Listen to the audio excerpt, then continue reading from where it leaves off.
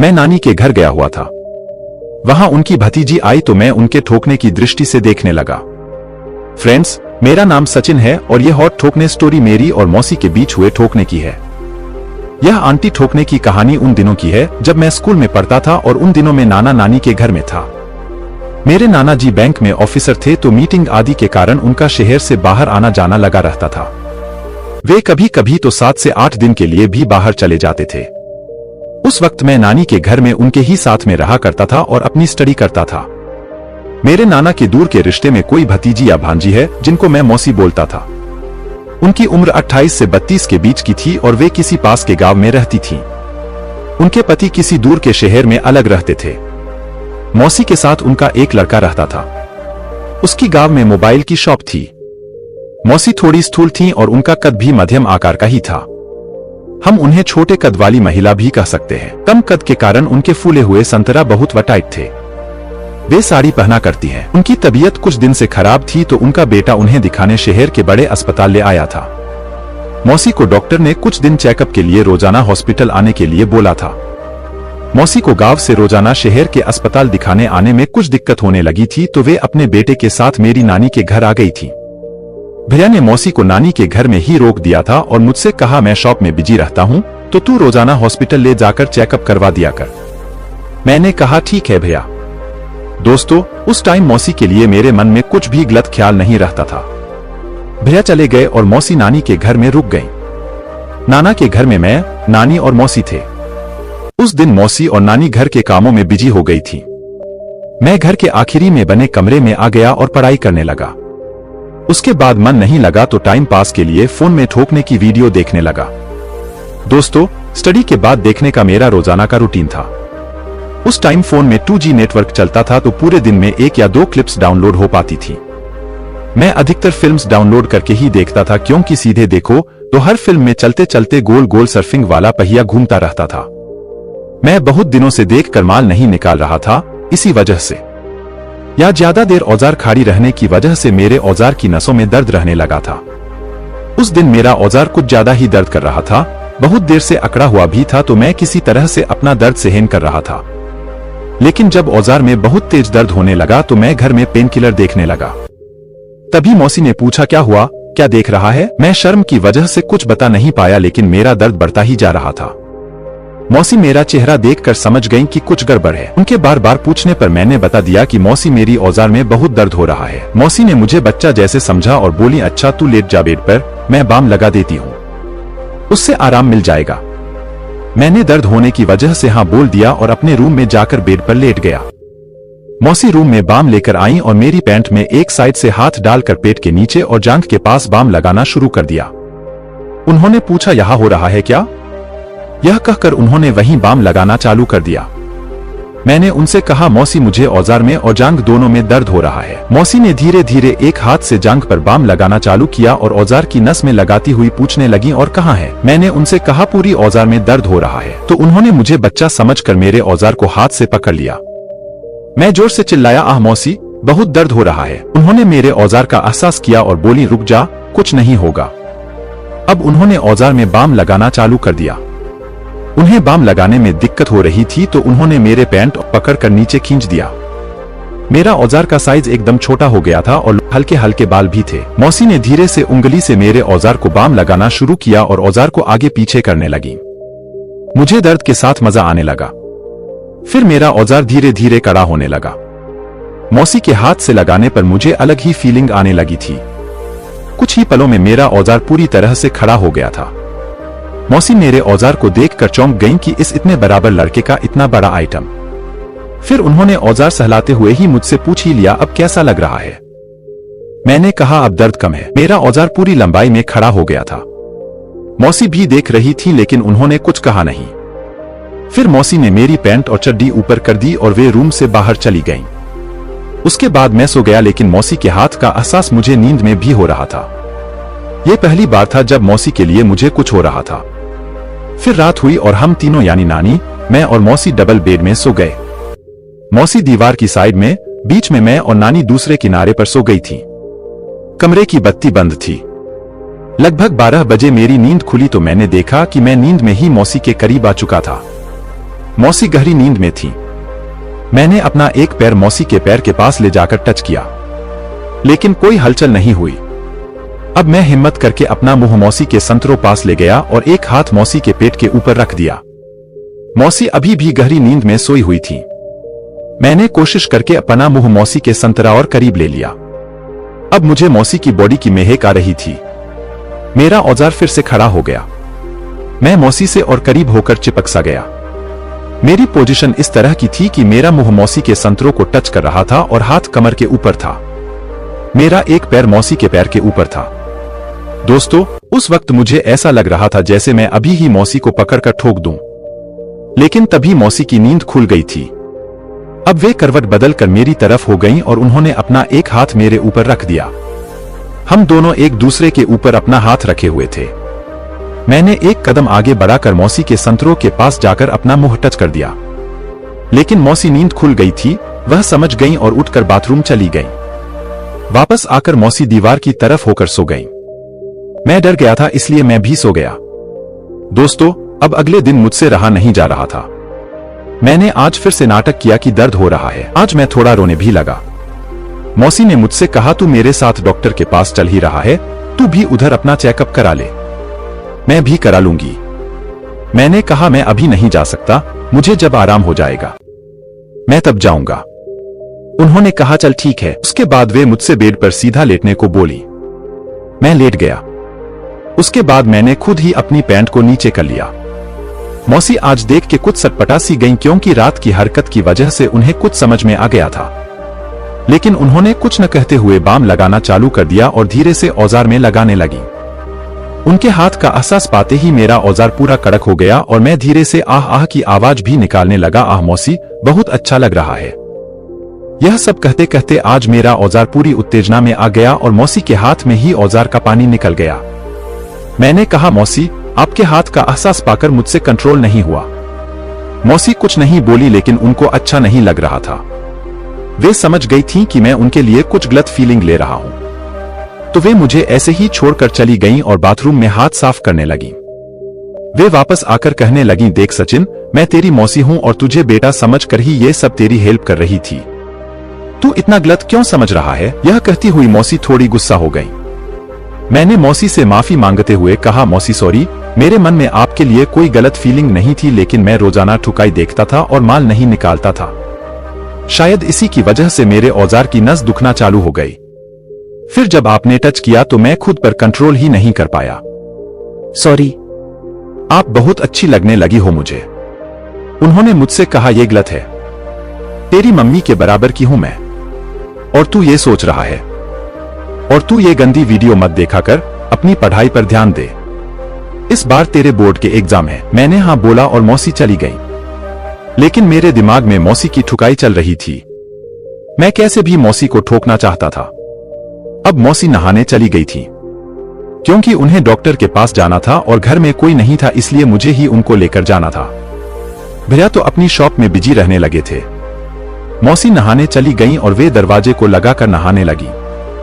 घर के बाथरूम की कुंडी थोड़ी ढीली थी, तो दरवाजा पूरी तरह से बंद नहीं होता था। नानी बगीचे में काम कर रही थी। मैं किचन में पानी पीने आया तो किचन की विंडो से देखा कि मौसी के बाथरूम का दरवाजा थोड़ा खुला है। बाथरूम की लाइट ऑन थी, इसलिए मुझे सब कुछ साफ दिख रहा था। मौसी ने अपनी साड़ी उतार कर टांग दी थी। वे अब अपना ब्लाउज खोल रही थी। कुछ ही पलों में ब्लाउज को भी उतार दिया और वे अपनी को ढीला करके उसे उतार कर खूंटी पर लटका कर अपने संतरों सहलाने लगी। मौसी सिर्फ पेटीकोट में थीं और बाल्टी से पानी डालकर खुद को गीली करना चालू कर दिया। फिर मौसी ने अपना पेटीकोट ढीला करके उसके अंदर हाथ डालकर साबुन लगाना चालू किया। वे शायद अपनी में हाथ डालकर छेद में साबुन लगा रही थी। फिर उन्होंने अपने संतरों को भी साबुन लगाया। उसके बाद मौसी बैठकर पानी डालकर नहाने लगी। ये सीन देख के मैं अपने पैंट में हाथ डालकर औजार हिलाने लगा। मौसी का नहाना हो गया था। उन्होंने अपना पेटीकोट नीचे गिरा दिया और वे अब केवल एक गीली पे में खड़ी थीं। वे खूंटी से तौलिया लेकर शरीर पोंछने लगीं और फिर उतारकर पूरी खाली हो गईं। उसके बाद मौसी ने पेटीकोट पहना और ब्लाउज पहनकर बाहर आ गईं। बाहर साड़ी पहनकर मौसी तैयार होने लगी। उसी वक्त उन्होंने मुझे आवाज दी, सचिन, तू नहाने चला जा। मैंने कहा, हाँ मौसी। मैं बाथरूम में घुस गया और देखा मौसी की इनकी उतारी हुई टंगी हुई थी और उनकी उतारी हुई गीली नीचे पड़ी हुई थी। मैंने उठाई और हाथ में लेकर सूंघने लगा। उनकी को अपने औजार पर रखकर हिलाने लगा। तभी मौसी की आवाज आई, कितना टाइम लगेगा, जल्दी कर, डॉक्टर के पास जाना है। मैं नहा कर तैयार हो गया और मौसी के साथ डॉक्टर के पास जाने के निकलने लगा। मैंने बाइक निकाली और उन्हें इशारा किया तो मौसी मेरी पीठ से चिपक कर बैठ गई। हम चल दिए और जल्दी ही हम दोनों डॉक्टर के पास आ गए और उन्हें दिखाकर वहां से वापस घर आए। घर वापसी में हमें कुछ टाइम लग गया था तो नानी कहीं चली गई थी। वे शायद अपने साथ वाली महिलाओं के साथ किसी कीर्तन मंडली में गई थी। अब घर में मैं और मौसी ही थे। डॉक्टर ने मौसी को पीठ में लगाने के लिए क्रीम दी थी, लेकिन मौसी खुद से नहीं लगा पा रही थी। चूंकि उस वक्त नानी भी नहीं थी तो उन्होंने मुझे बुलाकर कहा, तू ये क्रीम मेरे पीछे लगा दे। मैंने कहा, हाँ लाओ। मौसी बेड पर औंधी लेट गई। क्रीम लगाते हुए थोड़ी दिक्कत हो रही थी तो मैंने उनसे कहा, मौसी ये क्रीम आपकी पूरी पीठ पर नहीं लग पा रही है। यह सुनकर उन्होंने लेटे हुए ही अपने ब्लाउज के बटन खोलकर ब्लाउज को ढीला कर दिया और ब्रा का हुक खोल दिया। अब मैं मौसी की पीठ में क्रीम को धीरे धीरे लगाने लगा और उनके संतरों को साइड से टच करने लगा। उनके पीछे बैठकर अपने औजार को उनकी तरबूज से टच करने लगा। मैंने धीमे से कहा, मौसी आप अभी भी बहुत मस्त रसीली हो। इतना सुनते ही वे मेरा इरादा समझ गईं और बोली, तू अभी बच्चा है, ये सब मत सोचा कर। मैं बोला, कल से आप बहुत अच्छी लगने लगी हो। वे बोली, कैसी अच्छी लगने लगी हूं? क्या कल से पहले अच्छी नहीं थी? मैं बोला, नहीं, पहले आपके लिए मेरे मन में कोई फीलिंग नहीं थी, पर जब से आप मेरे औजार को बाम लगाने लगी हो तब से बहुत जबरदस्त फीलिंग आने लगी है। वे मुझे सुनती रही मगर कुछ बोली नहीं। तो मैंने उनको यह भी बोल दिया, मौसी मैंने आज आपको नहाते हुए भी देखा था, सच में आप बिना कपड़ों के बहुत मस्त लग रही थी। मौसी ने मेरी तरफ गुस्से वाली निगाहों से देखा और बोली, तू कितना बेशर्म हो गया है। मेरे से रहा नहीं गया और मैंने कह दिया, मौसी मैं आपके साथ करना चाहता हूँ। इतना सुनते वे चुप हो गईं और उठकर बैठ गईं। मौसी कुछ पल रुक कर बोली, मैं ये सब तेरे साथ नहीं कर सकती। यह कहते हुए उन्होंने मेरे गाल पर एक चांटा मार दिया और उठकर अपनी ब्लाउज ठीक करके रूम से चली गईं। उतने में डोरबेल बज गई। नानी आ गई थी। मैं भी बाहर घूमने चला गया। रात में नानी को बुखार आ गया था तो वे बोली, मैं पंखे में नहीं सोऊंगी। यह कहकर वह सबसे आखिरी वाले कमरे में सोने चली गईं। अब आगे वाले कमरे में मैं और मौसी एक ही बेड पर सोए हुए थे। रात के 1 बजे मैं मौसी के करीब आया और उनके पेट पर हाथ रख दिया। साथ ही एक पैर को उनकी जांघ के ऊपर रख दिया और गहरी नींद में होने का नाटक करने लगा। कुछ देर तक मौसी की तरफ से कोई हलचल नहीं हुई तो मैंने अपना मुंह मौसी के गाल के पास टच कर दिया और सो गया। मैंने भी मन बना लिया था कि आज कुछ भी हो जाए मैं मौसी लेकर ही रहूंगा। अब मैंने मौसी के गाल को किया तो वे नींद से उठ गईं और बोली, क्या कर रहा है नालायक। मैंने कहा, शांत रहो मौसी, मैं आपके बिना नहीं रह सकता हूं। आप बहुत अच्छी लगती हो मुझे। बस इतना बोलकर मैं उनके संतरों को एक हाथ से दबाने लगा और गाल पर काट कर दिया। जब वे कुछ नहीं बोली तो मैं मौसी के ऊपर चढ़ गया और अपने दोनों पैरों से उनके पैरों को दबाकर अपने दोनों हाथों से उनके दोनों हाथों को पकड़ लिया। अब मौसी मुझे हटाना चाहती थी लेकिन मैंने उनको लॉक सा कर दिया और गाल पर करना चालू कर दिया। साथ ही उनके होंठों पर करने लगा। मौसी ने मेरा ज्यादा विरोध नहीं किया और मेरे होंठों पर जोर से काट कर मुझे धक्का देकर खुद को छुड़ा लिया। वे बाथरूम की तरफ भाग गईं, मैं उनके पीछे आ गया। मौसी ने बिना बाथरूम की लाइट ऑन किए अंदर जाकर बैठ गईं और पेशाब करने लगी। उन्होंने दरवाजा भी नहीं लगाया था। मैं पीछे से गया और उनको बैठकर घुमा दिया और उनके पीछे बैठ गया। मौसी की पेशाब की आवाज आ रही थी, सर सर सुर। मैं उनके संतरों दबाने लगा और एक हाथ को उनकी चिड़िया में लगा दिया। मेरा हाथ उनकी पेशाब से गीला हो गया। मैं उनको पीछे से कर रहा था। उनका मूतना खत्म हुआ तो वे अपनी चिड़िया को पानी से साफ करने लगी। मैंने उनके हाथ से पानी का मग्गा छुड़ाकर उनको मना कर दिया। वे खड़ी होकर पहनने लगी। मैंने एक हाथ से उनकी को पकड़कर उन्हें पहनने से रोक दिया और पेटीकोट के अंदर अपना मुंह डालकर चिड़िया में अपनी जीभ को रगड़ने लगा। उनकी पेशाब से मेरा मुंह कुछ नमकीन और कसैला सा हो गया। मैं उनकी चिड़िया को चाटने लगा।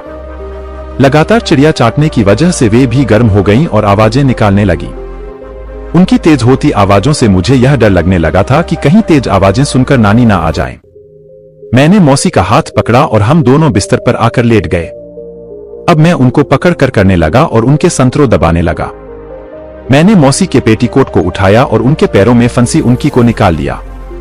फिर मौसी का ब्लाउज खोलकर ब्रश को भी उतार दिया। मैंने एक चादर भी पास में रख ली ताकि ठुकाई करते टाइम नानी आ भी जाएं तो हम लोग जल्दी से खुद को ठीक से ढक लें। कुछ देर बाद मैं मौसी से बोला सोफे पर चलते हैं, अगर रात में नानी रूम में आई तो मुझे सोफे के पास वाले दरवाजे से दिख जाएंगी। अब मैंने मौसी को सोफे पर लेटा दिया और उनकी साड़ी ऊपर करके चिड़िया चाटना शुरू कर दिया। मैंने अपनी जीभ को उनकी चिड़िया के दाने में रगड़ना शुरू कर दिया, साथ ही एक उंगली को भी चिड़िया के अंदर पेल दिया। तब मैंने मौसी की चिड़िया को लगातार चाटना शुरू किया तो मौसी पूरी तरह से उत्तेजित हो गईं और तेज तेज सांसों से सौं सौं करने लगी। मैंने देखा कि मौसी की भट्टी सुलगने लगी है तो मैंने उनकी एक टांग को उठाया और अपने एक कंधे पर रख लिया। अब मैं उनकी चिड़िया के साथ तरबूज के छेद को भी चाटने लगा। वे बेहद कसमसाने लगी थी। कुछ ही देर में मैंने मौसी की जांघ को भी चाटना शुरू कर दिया। मौसी की जांघों पर मूत की बूंदें लग गई थीं, इसलिए उनकी जांघों को चाटने पर मुझे एकदम खट्टा सा स्वाद आ रहा था। जांघ चूमने और चूसने के बाद मैंने मौसी को उठा दिया और उनके तरबूज पर काटना शुरू कर दिया। मौसी चिल्लाई, आह कुत्ते, मत कर हरामी। मैं पलट कर बोला, चुप कुतिया, बोल मत। मैंने ऐसा कहा तो मौसी चुप हो गई। अब मैं उनके पेट को करने लगा और उनकी नाभि में अपने मुंह से थूक डालकर चाटने लगा। मौसी पूरी गर्म हो गई थी और ठुकाई की कहने लगी थी। मैं उनके पेट पर मुंह से काटते हुए संतरों के ऊपर मुंह से चाटना चालू किया और एक संतरों को धीरे धीरे चूसने लगा। फिर दोनों संतरों को एक साथ करके अपने मुंह में लेकर चूसने लगा। उसके बाद मैंने अपना लोवर नीचे कर दिया और औजार को खोलकर आजाद कर दिया। मौसी औजार देखने लगी तो मैंने उनके हाथ में औजार दे दिया। अब मौसी मेरे औजार को सहलाने लगीं और मुंह खोलती हुई बोली, आज तो तेरा कुछ ज्यादा ही बड़ा हो गया है। मैंने कहा, हाँ साली, तेरी चिड़िया देखकर मुंह सलसा हो गया है। यह तेरा इंतजार कर रहा था कि कब मौसी को ठुकाई मिलेगा। वे हंस दी। अब मैं दरवाजे की तरफ खड़ा हो गया और मौसी को घुटने के बल बिठा दिया। वे समझ गईं और उन्होंने अपना मुंह खोल दिया। मैंने उनके मुंह में औजार दे दिया। मौसी धीरे धीरे मेरा औजार चूसने लगी। ये सब मैं देखकर याद कर रहा था और मौसी के साथ वैसा ही करता जा रहा था। के बाद मैंने मौसी के मुंह को एक हाथ से दबाया और दूसरे हाथ से उनके बालों को जोरों से पकड़कर औजार को मुंह में तेजी से अंदर बाहर करने लगा। लगभग 5 मिनट तक मौसी के मुंह में औजार, उसके बाद में चिड़िया में औजार डालकर उन्हें ठुकाई चालू कर दिया। मैं मौसी के मुंह से मुंह लगाकर उन्हें करते हुए उन्हें ठुकाई रहा था। लगभग 20 मिनट की ठुकाई के बाद मुझे पीछे से आवाज आई। ऐसा लगा कि शायद नानी जाग गई थी, तो हम दोनों बेड में आकर लेट गए। नानी पानी पीने आई थी। कुछ देर बाद नानी के वापस सोने के बाद मैंने अपना औजार मौसी के मुंह में डाल दिया और मौसी लेटी हुई ही जोर जोर से औजार हिलाने लगी। मेरे औजार का माल उनके मुंह में गिर गया और मौसी तुरंत बाथरूम की तरफ भागी। फिर वे अपना मुंह साफ करके वापस आई और मेरे बाजू में लेट गई। हम दोनों चिपक कर सो गए। अगले दिन मैं उठा तो देखा मौसी और नानी घर का काम कर रही थी। मुझे पता चला कि आज कोई रिश्तेदार के घर में कुछ कार्यक्रम था, तो हम दोनों को भी जाना था। लेकिन नानी को उन्होंने जल्दी बुला लिया था, उस वजह से नानी सुबह से ही चली गई थी। अब घर में मैं और मौसी ही रह गए थे। उस वक्त तक डॉक्टर के पास जाने का समय हो गया था, तो मैं मौसी को लेकर डॉक्टर के पास आ गया। वहां से जल्दी ही घर वापस आ गए। घर में आते ही मैंने दरवाजे को बंद किया और मौसी से कहा, आज आपको कुछ नया खेल सिखाता हूं। वे बोली, क्या? मैंने कहा, आज हम दोनों वाटर ठुकाई करेंगे। वे बोली, कहां? मैंने कहा, यहीं घर में। हमारे घर के गार्डन में एक बड़ा सा टैंक था जो जमीन के अंदर बना था। मैं बचपन से ही उसी टैंक में किसी के साथ नहाना चाहता था और आज मेरी वह कामना पूरी होने वाली थी। मैंने और मौसी दोनों ने कपड़े उतार लिए। मैं पूरा खाली हो गया। उसके बाद हम दोनों सीढ़ी से टैंक में उतर गए। दोनों ने पहले एक दूसरे को हग किया और डुबकी लगाना चालू किया। मौसी पानी के अंदर मेरा औजार पकड़कर हिलाने लगी। मैं उन्हें किस करने लगा। हम दोनों करते हुए डुबकी लगाने लगे। मैंने मौसी की निकाल कर बाहर फेंक दी और उनके संतरों को चूसने लगा। फिर मौसी को मैंने सीढ़ी पर बैठा दिया और नीचे से चिड़िया को चाटने लगा। फिर मौसी की को भी निकाल कर फेंक दिया। फिर सीढ़ी पर ही मौसी की टांगें फैलाकर मैंने पोजीशन बनाई और उनके साथ ठुकाई करना चालू कर दिया। चिड़िया में औजार पेलते समय उनके संतरों दबाने लगा। लगातार 10 मिनट तक ठुकाई करने के बाद हम दोनों टैंक में घुस गए। वहां मैंने मौसी को खड़े खड़े ठोक उनको पीछे घुमाकर पीछे से ठुकाई करने लगा। हम दोनों एक लंबी ठुकाई करने के बाद टैंक से बाहर निकले। उसके बाद मैं मौसी को दूसरे रूम ले गया और उन्हें एक चेयर पर बैठाकर सेटिंग बनाई। ये चेयर वैसी थी जो ब्यूटी पार्लर में इस्तेमाल होती है, जो पूरी खुलकर फ्लैट हो जाती है। मौसी को उस पर बैठाकर चेयर को फ्लैट कर दिया। मौसी की जांघ के नीचे वाला भाग नीचे था, बाकी सब फ्लैट था। वे चित लेटी हुई थीं।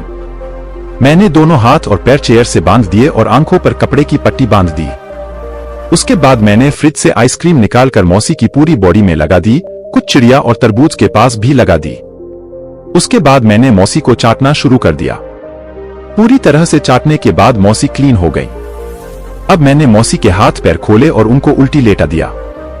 उनकी तरबूज में नारियल तेल लगाकर फिर से दोनों हाथ पैर बांध दिए। अब वे कुछ नहीं कर सकती थी। मैंने औजार को उनकी तरबूज में पेल दिया। हम दोनों ही बहुत जोर से चीखे और धीरे धीरे मैंने मौसी की तरबूज मारना चालू कर दिया।